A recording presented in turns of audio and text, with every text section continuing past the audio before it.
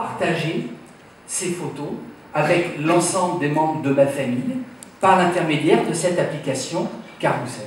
Donc sur le Mac, je vais appeler cette application. Voilà. Je peux, en cliquant sur le plus, aller chercher les photos dans un dossier. Et puis, ma foi, j'aime bien le glisser-déposer. Donc, je pourrais directement prendre ces éléments et les placer à l'intérieur de Carrousel.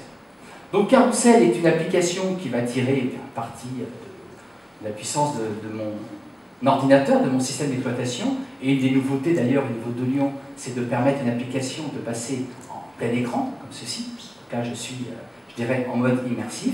Et je vais pouvoir très facilement utiliser mon trackpad pour aller voir l'ensemble des photos. Voilà. Donc, je vois ici, effectivement, les quelques images qui se sont rajoutées directement à Carrousel.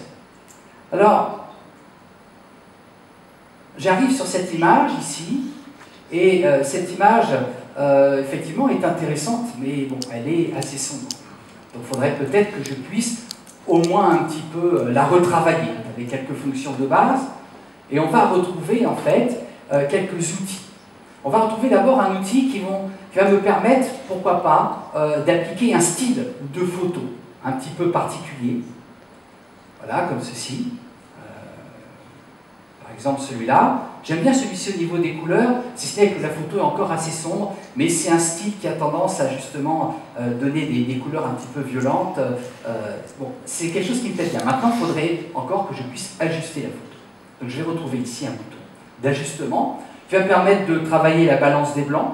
Là, en l'occurrence, bon, je ne vais pas trop y toucher. Par contre, je vais demander ici d'exposer de manière plus importante la photo. Alors, c'est intéressant, mais vous voyez qu'en l'exposant, je perds toutes les informations au niveau du ciel. Donc, c'est une fonction qui est un petit peu dure. On va voir qu'en fait, cette fonction, par l'intermédiaire de ces deux flèches, on va pouvoir la développer comme ceci. Et je vais pouvoir travailler différemment les hautes lumières et les basses lumières. Donc là, je vais pouvoir retrouver de la matière au niveau du ciel et pourquoi pas continuer d'éclairer ici les parties sombres. Bon, à tout moment, on va pouvoir comparer l'original avec ce que l'on a et puis on va pouvoir ici appliquer cette modification. Donc voilà, j'ai pris cette photo, je l'ai modifiée. J'ai ici une indication, je ne sais pas si tout le monde voit parce que mon écran gêne un peu, un petit bouton qui me dit que je suis en train de mettre à jour, en fait, tout simplement, l'ensemble des personnes qui sont connectées sur Carrousel. Donc là, je vais passer, je n'ai pas le bras assez long, voilà. Je vais passer ici sur l'iPad et on va voir un petit peu comment ça se passe au niveau de l'iPad. Donc je lance ici Carrousel et puis sur l'iPad, ma foi, je retrouve ici l'ensemble des photos.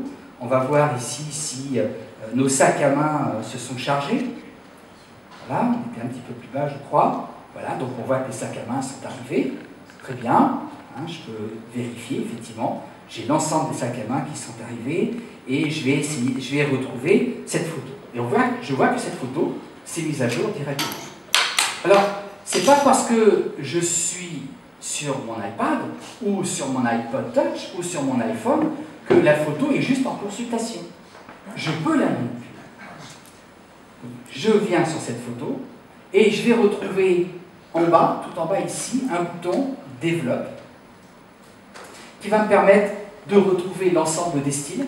Donc si le style que j'ai utilisé ne me change pas, je peux modifier. En fait, je travaille en non destructif. C'est un mode de travail à la Lightroom qu'on a développé donc sur cette application. Quel que soit mon périphérique, je suis directement sur les originaux. Je travaille en non destructif. Alors, au niveau des ajustements, tout ça, ma foi, ça me convient relativement. Par contre, au niveau du recadrage, c'est pas tout à fait ça. Donc, je vais venir ici recadrer un petit peu cette image. Voilà, comme ceci. Je vais même, pourquoi pas, profiter de la possibilité de récupérer la verticalité de cette photo. Vous voyez que j'ai ici un curseur qui me permet de manipuler les éléments, comme ceci. Voilà. Et maintenant, je demande d'appliquer cette modification. Cette modification est maintenant réalisée. Eh bien, qu'est-ce que je peux faire avec cette photo? je suis sur mon iPad et j'aimerais pourquoi pas la partager. Alors à ce moment-là, je pourrais l'envoyer par email sur Facebook, Twitter, Tumblr. Je pourrais dupliquer cette photo si je veux avoir une photo modifiée et l'original côte à côte. Pourquoi pas la supprimer? Non, je vais la garder telle qu'elle.